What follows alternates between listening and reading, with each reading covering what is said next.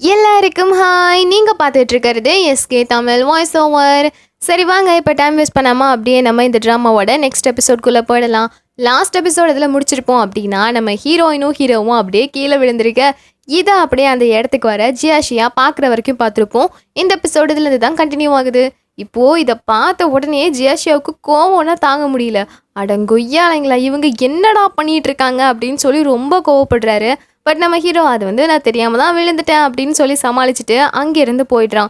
அதோட அவன் போய் பேஸ்கெட் பால் விளையாட ஆரம்பிக்க ஜியாஷியாவுக்கு தான் ரொம்ப கோவம் வந்துருச்சே. அதனால அவன் சம்மந்தமே இல்லாமல் போய், சரி வா மச்சான், நம்ம 2 பேரும் ஃப்ரெண்ட்ஸ் தானே, சும்மா ஒரு ஃப்ரெண்ட்லி காம்படிஷன் வச்சுக்கலாம் அப்படின்னு சொல்லி இவனுமே நம்ம ஹீரோ கூட சேர்ந்து விளையாட ஆரம்பிக்கிறான். பட் பிரச்சனை என்னன்னா, இவங்க 2 பேரும் மணிக்கணக்காக விளையாடுறாங்க. 2 பேருமே ஈக்குவலாக தான் விளையாடுறாங்க. யாராலையுமே இன்னொருத்தரை ஜெயிக்க முடியல.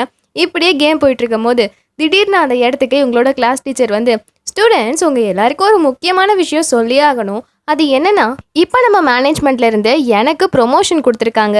ஸோ இனிமேல் ஸ்கூலில் என்னென்ன நடக்கணும்னு முடிவெடுக்க வேண்டியது என் கையில் தான் இருக்குது. என்னோட ஃபஸ்ட்டு டிசிஷனாக நான் என்ன பண்ண போகிறேன் அப்படின்னா, இனிமேல் நம்ம ஸ்கூலில் ஸ்போர்ட்ஸுக்குன்னு தனியாக எந்த கிளப்புமே இருக்காது. கல்ச்சுரலுக்குன்னு மற்ற கிளப் இருக்குல்ல, அந்த கிளப்போட ஜாயின் ஆகிடும்.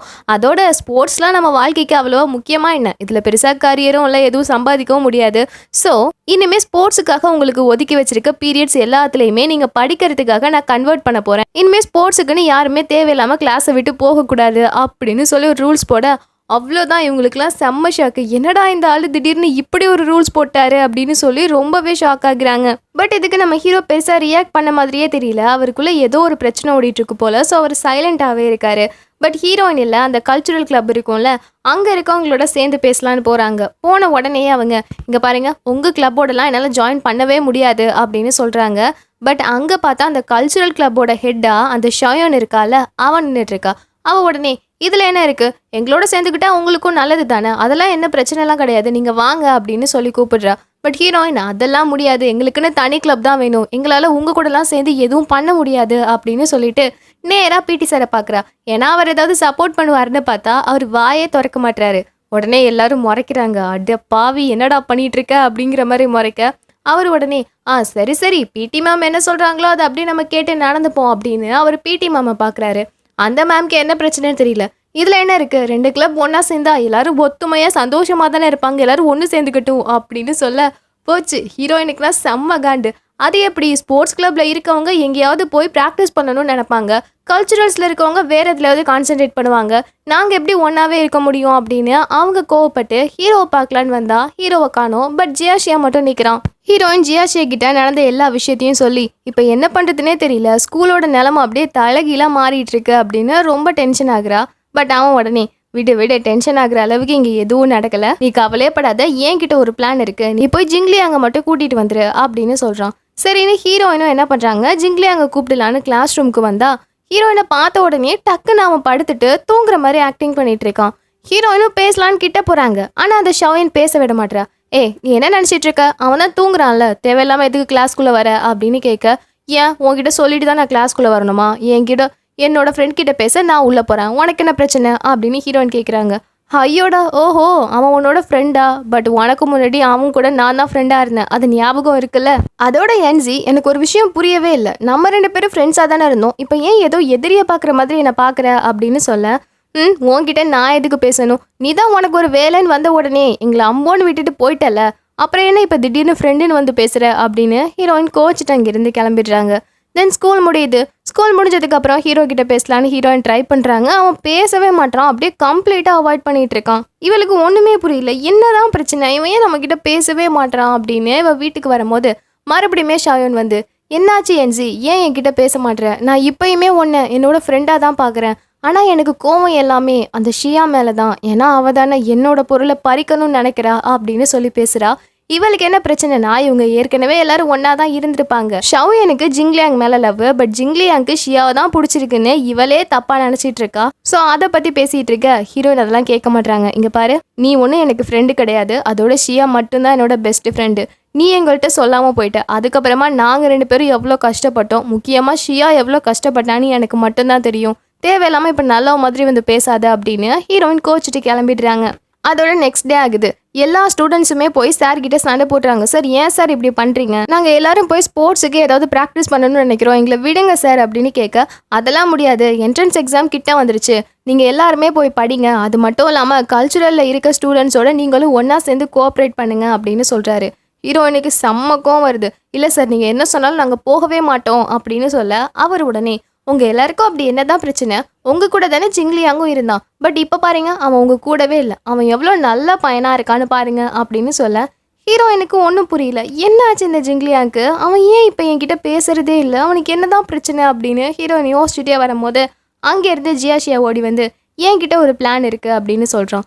ஹீரோயினும் அது என்ன பிளான் அப்படின்னு கேட்டா, அது நம்ம கிளாஸ்க்கு இன்னொரு மேம் வருவாங்கல்ல, கண்டிப்பாக அந்த மேம் சொன்னால் சார் கேட்பாரு, ஸோ அந்த மேமை மீட் பண்ணி நம்ம கன்வின்ஸ் பண்ணுவோம், ஸ்போர்ட்ஸ் கிளப் தனியாகவே இருக்கட்டும்னு சொல்லி நம்ம கன்வின்ஸ் பண்ணுவோம் அப்படின்னு சொல்ல, ஹீரோயினும் எனக்கு நம்பிக்கை இல்லை, வேணும்னா நீ ட்ரை பண்ணிப்பாரு அப்படின்னு சொல்லி கூட்டிகிட்டு போகிறா. ஸோ இவனுமே என்ன பண்ணுறான், அந்த மேம் கிட்ட போய் பேச ஆரம்பிக்கிறான். அந்த மேம் ஸ்டார்டிங்கில் ஒத்துக்கலை, பட் எண்டிங்கில் ஓகே நான் அந்த சார் கிட்ட பேசி பார்க்குறேன் அப்படின்னு சொல்லி ஒத்துக்கிறாங்க.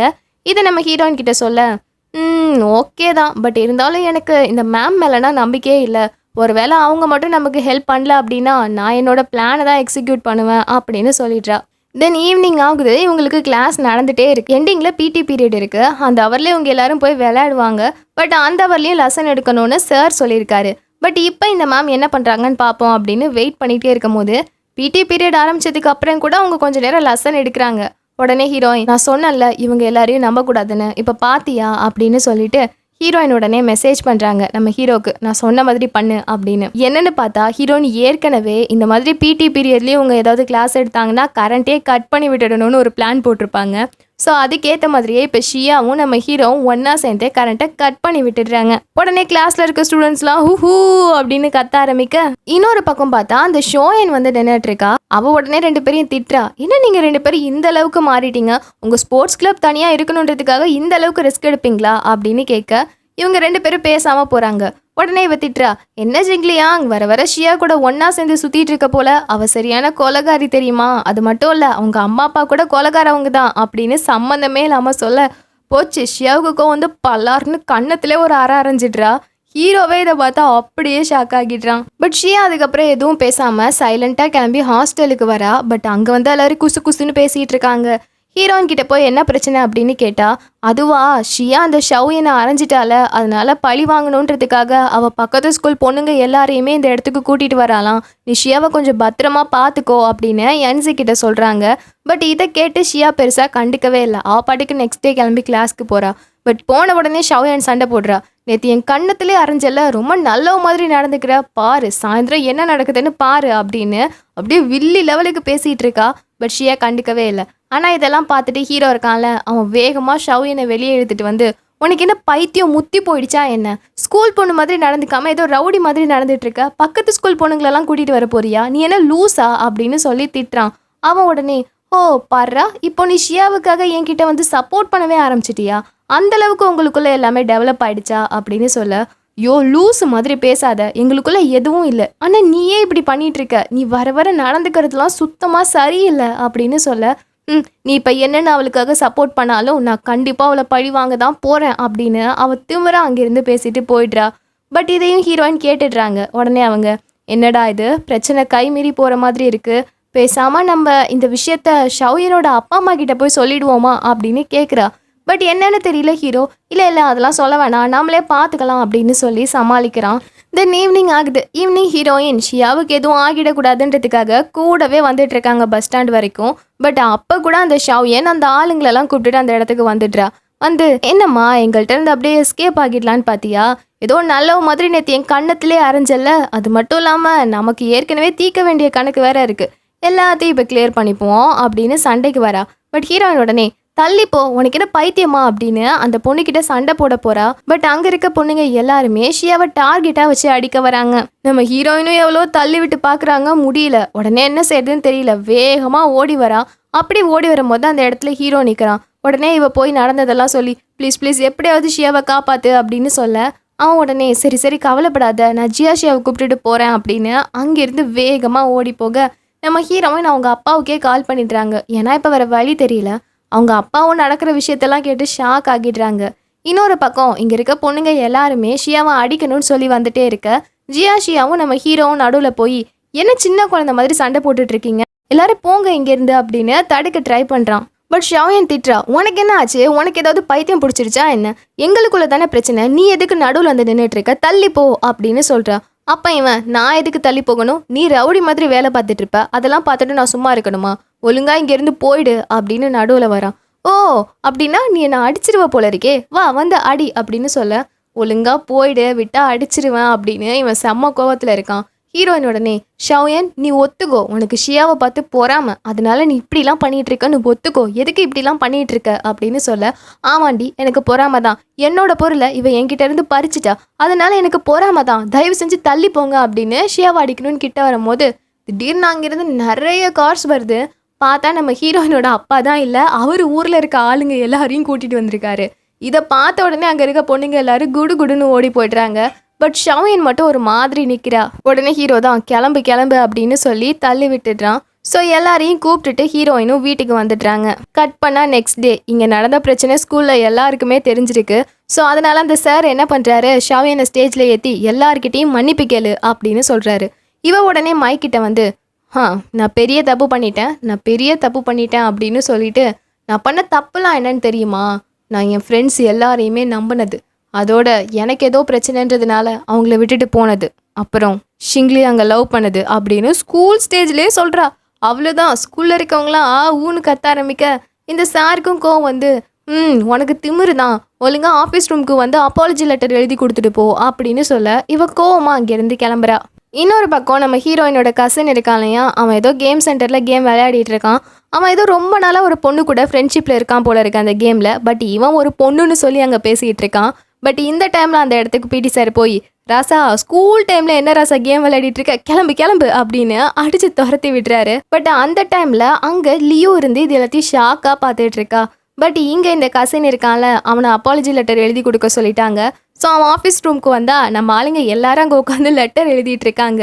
இவனும், நீங்கள் எதுக்குடா லெட்டர் எழுதுறீங்க அப்படின்னு கேட்க, வேற எதுக்கு, நேற்று கரண்ட் கட் பண்ணி விட்டோம்ல அதுக்கு தான் அப்படின்னு சொல்லி அவன் லெட்டர் எழுதிட்டு இருக்கான். அங்கே ஷாயனும் இருக்கா. இவ்வளோ பிரச்சனை நடந்ததுக்கு அப்புறமா கூட அவள் ஹீரோ கிட்ட பேசணும்னு ட்ரை பண்ணுறா. உனக்கு ஏதாவது வேணுமா, நான் போய் குடிக்க ஏதாவது வாங்கிட்டு வரவா அப்படின்னு பேசிக்கிட்ட வந்துட்டே இருக்க. ஒன்றும் தேவையில்லை, நீங்கள் இருந்து தள்ளி போனாலே போதும் அப்படின்னு ஹீரோ சொல்கிறான். ஏன் எப்போதும் என்கிட்ட கோவமாகவே பேசுகிற, முன்னாடி என்கிட்ட எவ்வளோ அன்பாக பேசுவ அப்படின்னு சொல்ல இவன் கோவம் வந்து அப்படியே வெளியே எடுத்துகிட்டு வந்துடுறான். கொஞ்சம் வாயை மூடுறியா, பழசெல்லாம் இப்போ பேச வேண்டாம் அப்படின்னு அவன் சொல்கிறான்.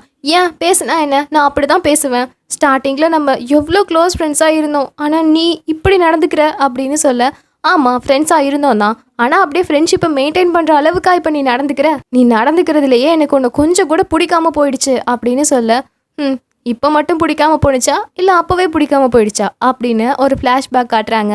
அது என்னென்னா இவங்க 2 பேரும் ஸ்டார்டிங்கில் ஃப்ரெண்டாக இருந்திருப்பாங்க. அப்போ இவ ஒரு மரத்துக்கிட்ட கூட்டிகிட்டு போய், இங்கே பார்த்தியா இந்த மரத்தில் 2 பேரோட நேமை எழுதி வச்சோம் அப்படின்னா கண்டிப்பாக அவங்க லைஃப் லாங் ஒன்றாவே இருப்பாங்களாம், நம்ம 2 பேரோட நேமை எழுதி வைக்கலாம் அப்படின்னு சொல்ல, ஒன்றும் வேணாம் அப்படின்னு இவன் சொல்கிறான். அப்படியுமே இவன் ஃபோர்ஸ் பண்ண 2 பேரும் ஏதோ எழுதுறாங்க. நம்ம நினச்ச மாதிரி ஷாயன் வந்து ஹீரோட நேமை தான் எழுதுறா. பட் ஹீரோ யாரோட நேமை எழுதி வச்சான்னு தெரியல. பட் அவன் போனதுக்கப்புறம் இவன் பார்த்துருப்பா போல் அதில் ஷியா நேம் இருந்திருக்கு. ஸோ அந்த விஷயத்த நினச்சி பார்த்துட்டு, உனக்கு அப்போ கூட என் மேலே அன்பே இல்லை தானே, அதனால தானே எப்போதும் என்னை அவாய்ட் பண்ணிகிட்டே இருந்த அப்படின்னு கேட்க இவன் டென்ஷன் ஆகி, உனக்கு ஏன் புரியவே மாட்டுது, அப்போ உன்னை நான் என்னோட ஃப்ரெண்டாக மட்டும்தான் பார்த்தேன், உனக்கு ஏன் தான் இந்த விஷயம் புரிய மாட்டுது, சரி இப்போ நான் ஓப்பனாகவே சொல்லிடுறேன், எனக்கு உன்னை கொஞ்சம் கூட பிடிக்கல, இப்போன்னு இல்லை, எனக்கு உன்னை எப்போதுமே பிடிக்காது, நமக்குள்ளே எந்த லவ்வும் வரவே வராது, இதை நீ எப்போ தான் புரிஞ்சுக்க போகிற அப்படின்னு சொல்லி நல்லா கத்திடுறான். இவளுக்கு இதை கேட்டு ரொம்பவே எமோஷன் ஆகி அங்கேருந்து கோச்சிட்டு கிளம்பிடுறா. இதே டைம் இன்னொரு பக்கம் அந்த கசின் இருக்கான்ல, அவன்கிட்ட லியோ பேசலான்னு வரா. இவன் ஒரு மாதிரி மூஞ்ச திருப்பி வச்சிட்டு இருக்கான். அப்போ அவகிட்ட வந்து, உனக்கு இந்த டெஸ்டினி மேலெல்லாம் நம்பிக்கை இருக்கா அப்படின்னு சிரிச்சுட்டே கேட்குறா. இவன் டெஸ்டினியா அப்படின்னு கேட்குறான். அதான் விதின்னு சொல்லுவாங்களே, நான் விதி ஒன்று நினச்சிருச்சுன்னா கண்டிப்பாக அதை நடத்தியே தீரும்னு சொல்லுவாங்க.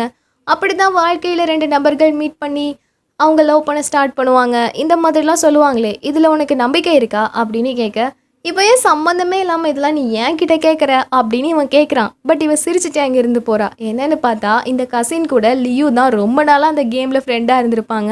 ஸோ அவன் சிரிச்சுட்டே அங்கேருந்து போகிறா. தென் இப்படியே கொஞ்ச நாள் போகுது. கிறிஸ்மஸ் வருது. அப்போ கிறிஸ்மஸ்க்காக என்ன பண்ணுறாங்க, எல்லாருமே இன்னொருத்தருக்கு gift வாங்கி கொடுக்குறாங்க.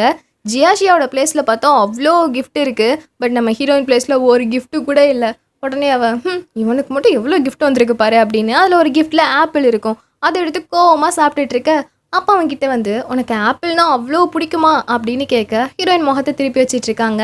ஐயோ நீ ஒன்றும் கவலையே படாத, மற்றவங்க உனக்கு gift கொடுக்கலனா என்ன, அதான் gift கொடுக்கறதுக்கு நான் இருக்கனே, உனக்காக ஒரு பெரிய சூப்பரான gift வாங்கி தரேன் ஓகேவா அப்படின்னு சொல்ல, நிஜமாவா அப்படின்னு இவ ரொம்பவே எக்ஸைட் ஆகுறா.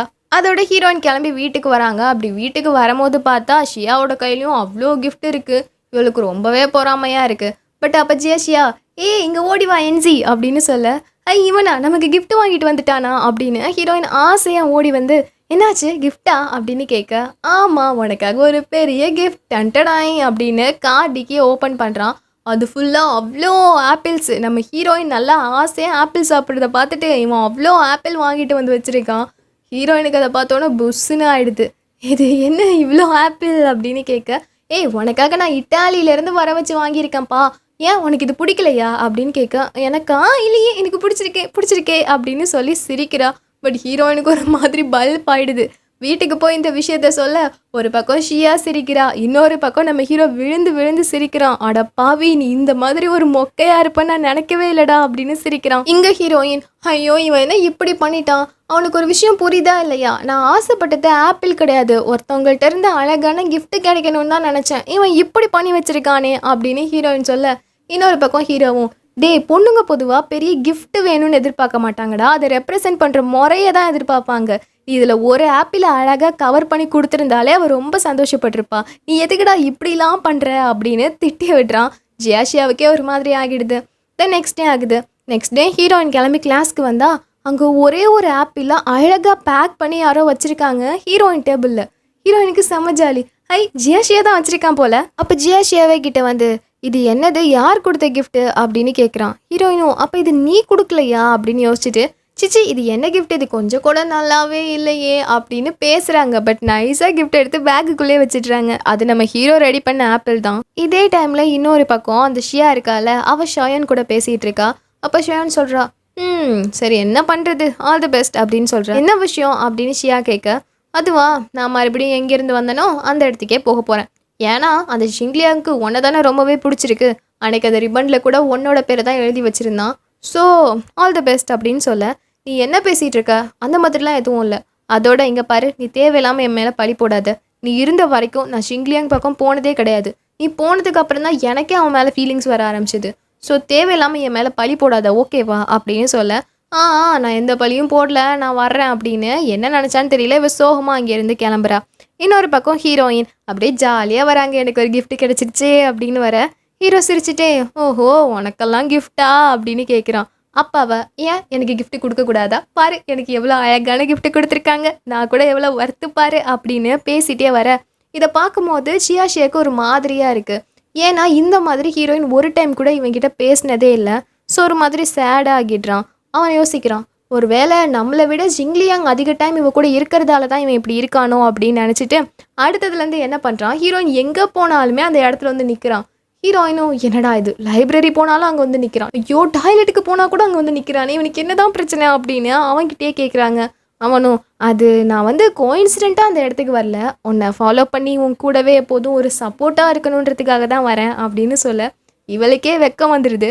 இருந்தாலும் உள்ளுக்குள்ளே கொஞ்சம் டிஸ்டர்பாகவும் ஃபீல் ஆகுது, அதை அவள் சொல்லலை. அப்படியே சிரிச்சுட்டே ஹாஸ்டலுக்கு வரா. அங்கே வந்தால் ஒரு ஷாக்கு. அது என்னென்னா இவங்க 2 பேரும் ஒன்றா இருக்கிறத யாரோ நெட்டில் ஃபோட்டோ எடுத்து போட்டு நம்ம ஹீரோயினை பற்றியும் ஜியாஷியாவை பற்றியும் அப்படியே கழுவி ஊற்றி வச்சுருக்காங்க. இவ்வளோ அசிங்கமாக இருக்க பொண்ணு பின்னாடி இவன் போகிறானே, இவனுக்கு அறிவே இல்லையா அப்படின்னு திட்டிருக்க. அவ்வளோதான், ஹீரோயினுக்கு மறுபடியும் டவுன் ஆகிடுது. ஏதோ ஹீரோயின் கொஞ்ச நாள் ஹாப்பியாக இருக்காங்க, பட் இதே மாதிரி ஏதாவது நடந்து புஷ்ன்னு ஆகிடுறாங்க. நெக்ஸ்ட் டே ஆகுது. ஹீரோயின் சைலண்ட்டாக வந்துட்டே இருக்க, என்னாச்சு நீ சோகமாக இருக்கியா அப்படின்னு ஜியாஷியா பேச வர, ஆமாம் சோகமாக இருக்கேன், இன்றைக்கி நான் ஸ்கூலுக்கு போக போகிறதில்ல அப்படின்னு ஹீரோயின் எங்கேயோ போயிடுறாங்க. இவங்கிட்ட பேசவே இல்லை. பார்த்தா பிடி சார் இருக்காருல்ல, அவர் தான் இவங்க எல்லாரையும் கூப்பிட்டு வச்சு பேசிகிட்டு இருக்காரு. அவர் என்ன சொல்கிறாருன்னா, நான் பிடி மேமை ரொம்பவே லவ் பண்ணுறேன், அவங்களுக்கு ப்ரொப்போஸ் பண்ணணும்னு நினைக்கிறேன், அதுக்கு நீங்கள் தான் ஹெல்ப் பண்ணணும், அதோட இந்த ஸ்கூலை விட்டு நான் போக போகிறேன் அப்படின்னு சொல்கிறாரு. இவங்களுக்குலாம் ஷாக்கு. சார் என்ன சார் குண்டு தூக்கி போடுறீங்க அப்படின்னு கேட்க, இங்கே பாரேன், விஷயம் என்னென்னா அந்த பிடி மேமோட ஒரு வீடு அடமானத்தில் இருக்குது. நான் தான் பணம் சம்பாரித்து கொடுத்து அதை மீட்டு கொடுக்கணும். இந்த ஸ்கூலில் வேலை பார்த்தா வர சேலரிலாம் எனக்கு பத்தாதுப்பா. ஸோ நான் ஒரு கோச்சிங் சென்டர் ஸ்டார்ட் பண்ண போகிறேன்ப்பா அப்படின்னு சொல்ல இவங்களுக்குலாம் ஒரு மாதிரி சேட் ஆகிடுது. என்ன சார் போகிறேன்னு சொல்கிறீங்க அப்படின்னு கேட்க, அடடடடா இப்போ அதை பற்றிலாம் நம்ம யோசிக்க வேண்டாம்.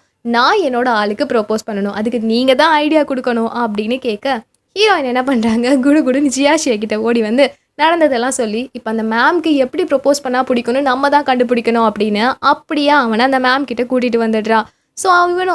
இவனும் சுற்றி வலிச்சு அந்த மேம் கிட்ட நிறையா கொஷின் கேட்க ஆரம்பிக்க, அவங்களும் எனக்கு ஸ்டேடியம்னா ரொம்ப பிடிக்கும், எனக்கு அந்த பேஸ்கெட் பால் விளையாடுற பிளேயர் போடுவாங்களே ஜெர்சி, அது எனக்கு ரொம்ப பிடிக்கும் அப்படின்னு ஒரு விஷயமா சொல்லிட்டே வராங்க. இதே டைமில் இன்னொரு பக்கம் ஹீரோ இருக்கான்ல, அவன்கிட்ட ஷவ்யன் பேச வந்திருக்கா. அவகிட்ட வந்து ஓகே ஆல் த பெஸ்ட், நான் வந்த இடத்துக்கே திரும்ப போகிறேன், பாய் அப்படின்னு சொல்கிறா. இவன் ஒரு நிமிஷம் யோசிச்சுட்டு சரி போயிட்டு வா அப்படின்னு சொல்ல, பட் இரு நான் உங்ககிட்ட ஒரு விஷயம் சொல்லணும், எனக்கு தெரியுது நீ என்னை லவ் பண்ணல, பட் என்ன தான் இருந்தாலும் நான் உன்னை லவ் பண்ணுறேன், அது நிஜம் ஓகேவா? என்ன பண்ணுறது, எனக்கும் இப்படி ஒரு நிலமை வந்துருச்சு, நீ எந்த பொண்ணை லவ் பண்ணுறியோ அந்த பொண்ணு கூட சந்தோஷமாக இருந்தோக்கோப்பா, நான் வர்றேன் அப்படின்னு ஒரு மாதிரி அங்கேருந்து போக இவனுக்கே ஷாக்கு தான். என்னடா இவ்வளோ நாளாக மேலேயும் கிளியும் குதிச்சிட்டு இருந்தா திடீர்னு போகிறாளே அப்படின்னு அவனே முழிக்கிறான். கரெக்டாக இதோட இந்த எபிசோட் முடியுது. சரி, இதுக்கப்புறம் என்ன நடக்குதுன்னு நெக்ஸ்ட் எபிசோட் வெயிட் பண்ணி பார்க்கலாம். பாய்.